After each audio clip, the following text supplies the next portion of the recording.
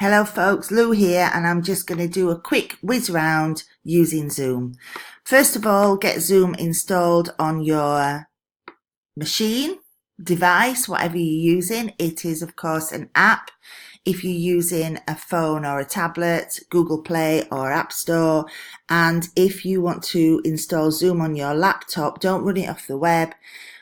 In fact, you can't run it off the web. What it will do the first time you use it, even if you're just accepting a meeting invitation, it forces a download to your computer, and then it will either sit in your startup bar on a PC, it could be an application, or it'll sit in the menu bar on your Mac. And I just click on the Zoom button to open it up. I only come into this website space if I want to do some backroom admin, changing my profile picture, something like that. What I do here is I just press on this button here, and actually what comes up initially, I've got a meeting open there. What comes up here is a navigational menu where I can do some things like change the settings, test the microphone, stuff like that. I can schedule meetings, that's really helpful. So regular meetings can go in here, recurring meetings, give them a title, let people know. It can go directly to your digital calendar if you have one. You can require a password if you want. You can decide who can control the video and whether to record it straight away. So there's lots of different things that you can do. Remember, I have paid for Zoom, and I've had it for a while, so I'm a little bit out of touch with what free Zoom offers. But when I used to use that, which I did for quite a while, until I started to do a lot more of these meetings, the limitations were not too great. So the major limitation in free Zoom is that you are limited to, it used to be around 45 minutes for a free meeting, and it depended on how many people were in the room. So just see how that works out for you, and it does give you a warning. It doesn't just cut you off.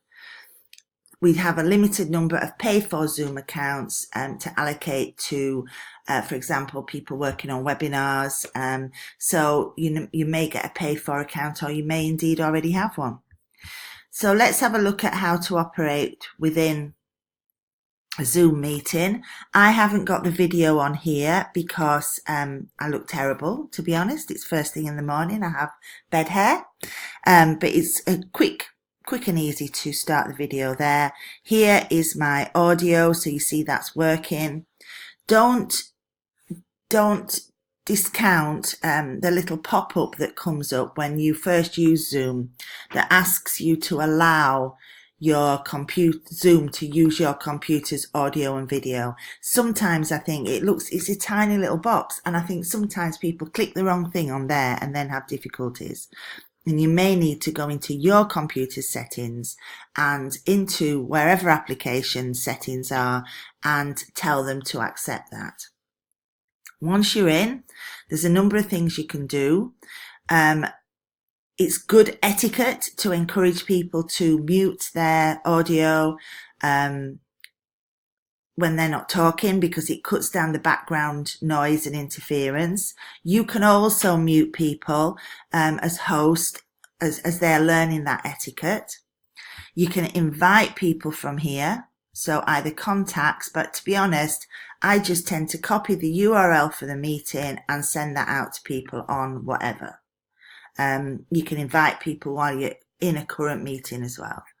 Here's where you manage the participants. Clearly there's just me here, so I can't do much with myself. But if, say, Poonam was here, I could make her the host. I could mute her. I could rename her. Sometimes people come up with like iPad 21 or something, and I might just pop their name in to stop them fiddling about with that if they're quite new and building confidence. You can share your screen, and that is really useful. So you can share any screen that you have open, but I always go for this top right hand one, because it means that then anything you show on your screen is shared. So if you are moving between platforms and showing people different things, then that is really helpful. This is what happens. There you go. So you can see that Zoom screen again. Equally, if I put photos up,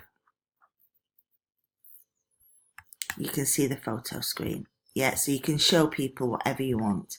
Sharing does use up bandwidth, so remember to just be a little bit sensitive around that if your Wi-Fi is a little bit dodgy. There's a chat function, so if you want to retain notes, then it's a really good place to type them as you're going along. If people have questions, don't want to stop the flow, that could go in chat. It's always handy if you are using chat in a meeting with a few people to have one person to keep an eye on the chat rather than the person who is hosting the meeting. Chat, if you do a recording, we'll look at recording in a minute. A recording of the chat transcription will record as part of that package. If you're not doing a recording, you can quickly cut and paste it out before the end of the meeting, but you can't find chat again once you have closed the meeting unless you've recorded it. Record is simply that, allows you to record the meeting, asks you where you want to record it to. If you record it on the computer and just, set up to record every meeting, you quickly use up all your space. Similarly, you've only got a certain amount of storage space to record it to the cloud, i.e. the Zoom website. So be sparing about it. Do people really want to watch through a whole meeting? We think they do. Are they going to watch it? Just really think about how you want to communicate what's happened to people who are not there. And be aware too that once the record button is pressed, most people stop noticing it, but some people are very shy around it. So, don't use it with abandon. Really think about whether you want to record. And then finally, this is a lovely little function, breakout rooms, only available in Pay for Zoom. But it means that if you've got a few people, you can actually get them into different rooms. You organise that as host, and it's really straightforward. You can you decide how many breakout rooms to set up. You can either automatically allocate people or manually if you know who you want to go in each room. You create the rooms. You as host can then pop round and visit the rooms. And then you ask people to come back at a certain time. And if they've not come back, you can obviously pop in there, and you could even end the rooms at a certain time and they get a little countdown if they're being a bit persistent. So that's Zoom. It's good to use. It's really easy to use, and it, for me, has revolutionized working in the sense that now I can work in teams with people all over the world. And, while it is good to get together face to face sometimes, I'm a thinking environment practitioner. I absolutely believe in that. Maybe not as often as we think.